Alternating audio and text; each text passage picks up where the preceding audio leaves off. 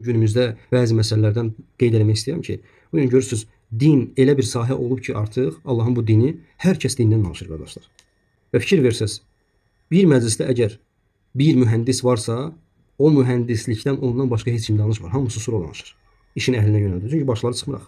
Bir məclisdə əgər riyaziyyatçı varsa, orada ondan başqa heç kəs riyaziyyatdan danışmır. Cürət etmir yəni. Deyirlər, bu riyaziyyat mənim, bunun yanında danışmaq olar mı? Biz nə bilirik ki? O yaxşı bilir. Bir məsələdə maşın təmirçisindən başqa o məclisdə maşın təmiri əgər söhbəti düşürsə, o ustadan başqa heç kim danışmır. Amma məqam gələndə Allahın dininə bir məclisdə onlar hamısı toplaşsa belə hamısı Allahın dinindən danışırlar. Fikir verin, subhanallah. İnsan ona görə vallahi danışmamalıdır.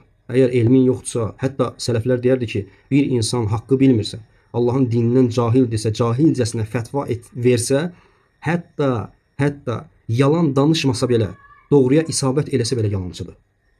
Allahın dinindən elmsiz danışdığına görə. Baxın, bugün fitnələr necə çoxalır, necə bidət əhli çoxalır. Biri durur yerindən Allahın vacib etdiyi həcci inkar eləyir, deyir Allahın qəsdi burada o deyil. Necə cürət eləyir ki, bu insanı necə cürətləndirir ki, o Allahın adından danışır bu insan. Allahın halal etdiyinə haram deyir. Biri durur deyir ki, Allah Rasulunun hədisləri nəyə lazımdır ki, Quran var da. Görün necə insanlar cürətləniblər, necə danışmağa həvəslidirlər. Biri deyir ki, bu hədis mənim ağlıma batmır. Əşi bu deyəsən zəifdir. Biri deyir ki, yox, burada ayə bu qəsd olunmur. Baxırsan ki, bunlar hamısı sıravi insanlardır. Nə bir elm, nə bir alim yüzü görüb, nə, yəni belə, subhanallah. Cürət, sadəcə cürət. Sən, qardaş, danışdığın şeyə görə Allah Taala'nın huzurunda cavab verəcəksən. Sən Allahın haqqına gəlmisən. Və hətta alimlər bunu dəfələrlə qeyd etmişik. Alimlər deyirlər ki, şirk ən böyük günahdır, elə deyilmi qardaşlar? Şirkdən başqa insanı əbədi cəhənnəmdə saxlayan bir əməl varmı? Allaha sığınırıq. Bax ki, İbn Qayyim rahimehullah Araf surəsi 33-cü ayəsi barəsində deyir ki, Allahın adından elmsiz danışmaq şirkdən böyük günahdır.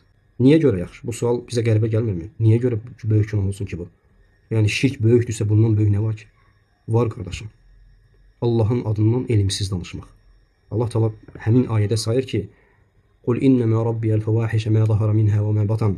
Yəni Allah Teala gizlində və aşkarda olan fuhuş işləri, azğınlıqları, günahları sayır ki, Rəbbin haram etdi. Və sonra buyurur ki, "Və en tuşriku billahi ma lam yunzil bihi sultana."